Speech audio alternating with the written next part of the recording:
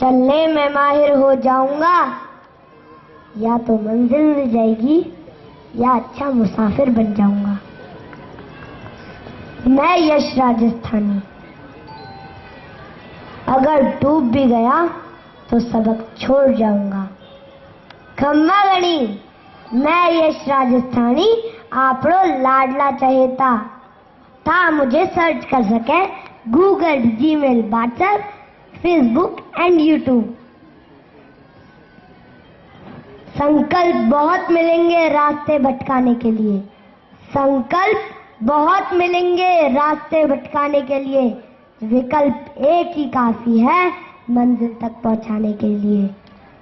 अब कटे नहीं मां करनाई, अब कटे नहीं मां करनाई, बाबा की मूछ मरोड़ कटे। वो वीरा जो सिर मोड़ कटे, वो बरगा जो सिर मोड़ कटे, वो दुर्गा दास राठौड़ कटे।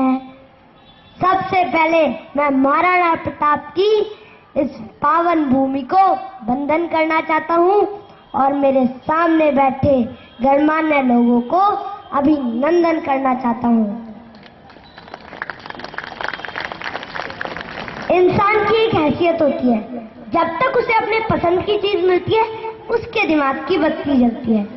जैसे आप कार्टून देखते होंगे मोटू पतलू, उसमें पतलू तो ये खड़ा और मोटू समोसे लेने गया है, क्योंकि जब तक मोटू को समोसे नहीं मिलते उसके दिमाग की भी बत्ती नहीं जलती। ठीक है सही, जब तक ये अंकल लोग हेलो गाइस जोरदार तालियां हो जाए ये नहीं कहते थे, इनके दिमाग की बत्ती नहीं जलती। जब तक मीडिया ब्रेकिंग न्यूज नहीं ले लेता उसके दिमाग की बत्ती नहीं जलती। जब तक टेलीविजन टीआरपी नहीं ले लेता उसके दिमाग की बत्ती नहीं जलती। जब तक मेरी मम्मी सुबह उठ के 6-7 भजन नहीं दे लेती उनके दिमाग की बत्ती नहीं जलती। ठीक ऐसे ही हम कॉमेडियनों की भी प्रॉब्लम होती है, जब तक हमें आपकी तालियां नहीं मिलेगी हमारे दिमाग की भी बत्ती नहीं जलेगी। तो बीच बीच में तालियां बजाते रहे ताकि हमें भी सांस लेने का मौका मिलता रहे। विदेशी लोग लाइमलाइट में आना चाहते हैं, जैसे समुंदर पार कर लिया, एक रिकॉर्ड बन गया इंग्लिश चैनल पे। एक गोरा हिमालय पर्वत की चोटी पे चढ़ गया। हम नहीं चढ़ते, हम आलस कर जाते हैं, हम सोचते हैं खा पी के चलेंगे, कौन सी पिघली जा रही है। ऐसा नहीं है हम लोग रिकॉर्ड नहीं बना सकते, मेरी तो उनसे बहसबाजी भी होती है। हम रिकॉर्ड बना सकते हैं, हमारे ऊपर तो भगवान की वैसी इतनी कृपा है। सबसे लंबी मूंछों के रिकॉर्ड राजस्थान के नाम, सबसे बड़े नाखूनों का रिकॉर्ड राजस्थान के नाम। हमारे ऊपर तो भगवान की वैसी इतनी कृपा है। हमारे देश में लड़की मांगने का एक उपाय है, जैसे आप देखते होंगे न्यूज चैनल में सनसनी, उसके बड़े बड़े बाल, मूछ और पीछे एक चोटी रहती है। उसकी स्टाइल देखिए, चांद से सोना है तो जाग जाइए। भैया से डराओ तो मत, तभी तो चांद से सोएंगे।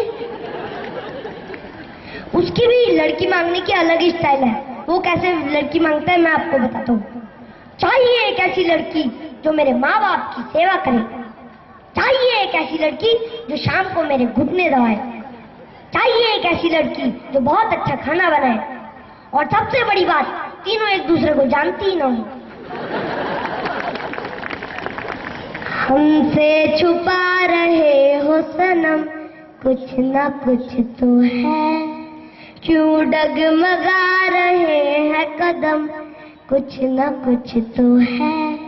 मैं क्या मेरे बिसात मेरी हैसियत ही क्या, मैं क्या मेरे बिसात मेरी हैसियत ही क्या, तुम पे हमारा लुत्फ करम कुछ ना कुछ तो है।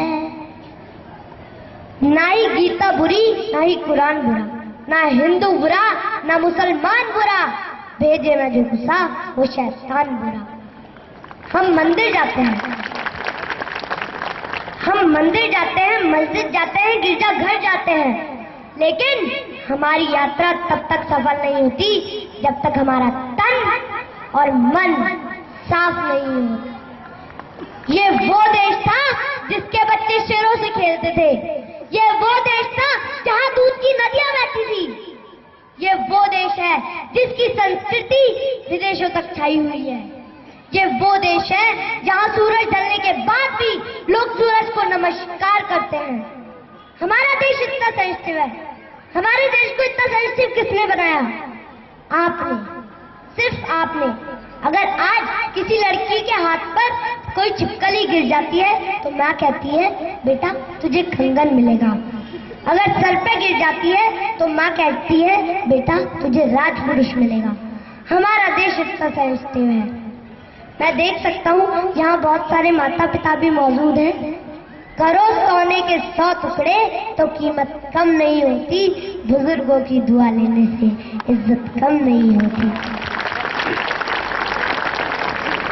तो मैं माता पिता पर कुछ पंक्तियां पेश करना चाहता हूँ।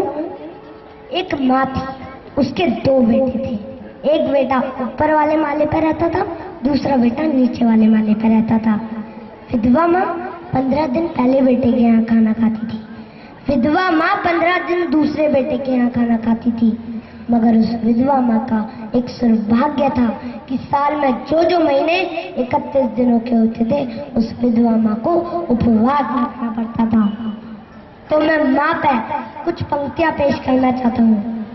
माँ संवेदना है, भावना है, एहसास है। माँ संवेदना है, भावना है, एहसास है। माँ खुशबू का बाज है। माँ रोते हुए बच्चे का छल्ला है। माँ मरुथल में नदी या मीठा सा झल्ला है। माँ प्यारी सी धुन है, गीत है।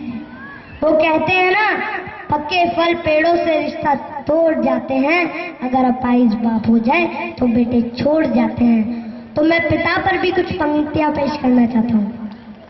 पिता संबल है, शक्ति है। पिता संबल है, शक्ति है। पिता सृष्टि के निर्माण की अभिव्यक्ति है। पिता रोते हुए बच्चे का सहारा है। पिता है तो बाजार के सब खिलौने अपने हैं। पिता है तो माँ की बिंदी है, सुहाग है।